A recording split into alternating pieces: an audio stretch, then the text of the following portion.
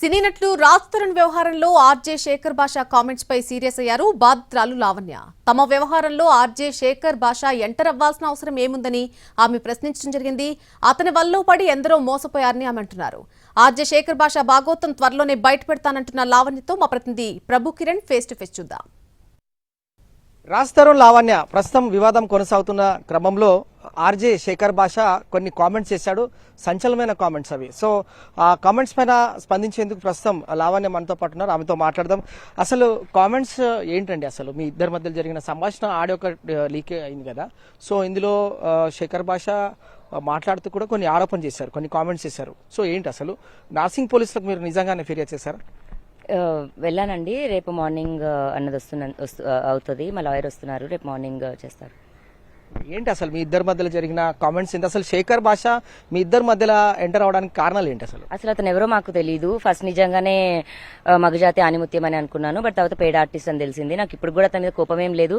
కాకపోతే personal life లోకి involve అయ్యి మాట్లాడుతున్నాడు. ఇంకా గొడవది అంటారా, బూతులు అంటారా, నేను మాట్లాడాను. కాకపోతే అవి ఎవరిని ఉద్దేశించినవి కాదు.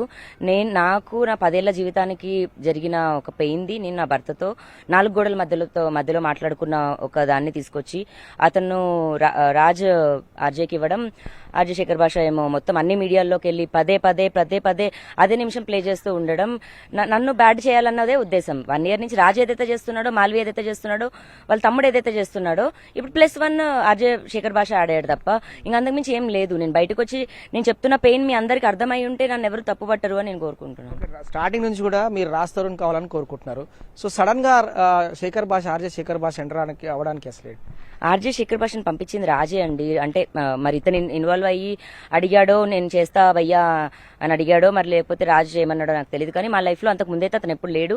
నేను కూడా అతను ఎప్పుడు చూడలేదు. మరి బిగ్ ఎఫ్ఎం లో అతని వాయిస్ కూడా నేను ఎప్పుడు వినలేదు. రాజ్ లైఫ్ లో కూడా అంతకు ముందైతే లేడు. ఫ్రెండ్ అన్నదైతే అబద్ధం. ఎందుకు అబద్ధం చెప్తున్నాడో తెలీదు. మా లైఫ్ లో ఇన్వాల్వ్ అయ్యే రైట్ అయితే అతనికి లేదండి. సో దమ్ముంటే మీరు కంప్లైంట్ చేయండి అని అంటున్నాడు. సో లావణ్య మరి కంప్లైంట్ చేస్తుందా? కంప్లైంట్ చేసే ఉద్దేశం నాకు లేదు. అతని పైన ఎనర్జీ, టైం ఇన్వెస్ట్ చేసేది కూడా లేదు. నాకు మాల్వి వాళ్ళ తమ్ముడు ఏదైతే చేశారో, మాల్వి ఏదైతే చేస్తుందో, ఇప్పుడు నా ఎఫ్ఐఆర్ తీసుకొచ్చి ఇతను సంబంధం లేని నా జీవితం గురించి మాట్లాడుతున్నాడు. సంబంధం ఉన్న నా వ్యక్తి కోసం నేను మాల్వి పైన ఫైట్ చేస్తున్నాను. అది డైవర్ట్ చేయడానికి ఇదంతా స్క్రిప్టెడ్ వర్షన్ ఇదంతా. అండ్ అతను మాట్లాడుతున్న ప్రతి మాట ఉద్దేశపూర్వకంగా నా మీద కించపరుస్తూ మాట్లాడుతున్న మాటలు. నాకు పిల్లలు పుట్టారు అనడానికి అతను నాతో సంసారం చేయలేదు. నన్ను చెక్ చేసిన డాక్టర్ కాదు. అతనికి అర్హత కూడా లేదు. అతను మాట్లాడిన ప్రతి దానికి అతను పేబ్యాక్ అన్నదైతే ఖచ్చితంగా చేస్తాడు. కంప్లైంట్ రేపు పొద్దున ఇస్తాను. మరి అది అతన్ని అరెస్ట్ చేస్తారా, జైలుకి పంపిస్తారా, లేకపోతే అతనికి ఇంకేదో చేయాలని కాదు. అతను మాట్లాడిన తప్పు.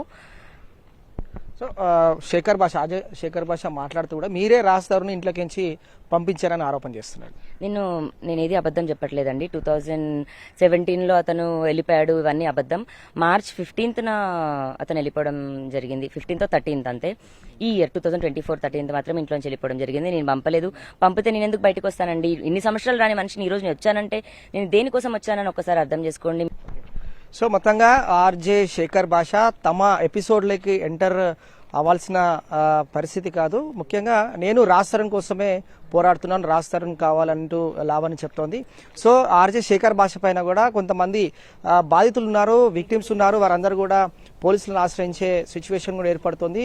పూర్తి ఆధారాలతో నార్సింగ్ పోలీసులకు ఆర్జే శేఖర్ భాష పైన ఫిర్యాదు చేస్తామని లావణ్య చెప్తుంది. మరి ఎపిసోడ్లో ఎలాంటి మలుపులు తిరుగుతుందనేది మాత్రం ఆసక్తి.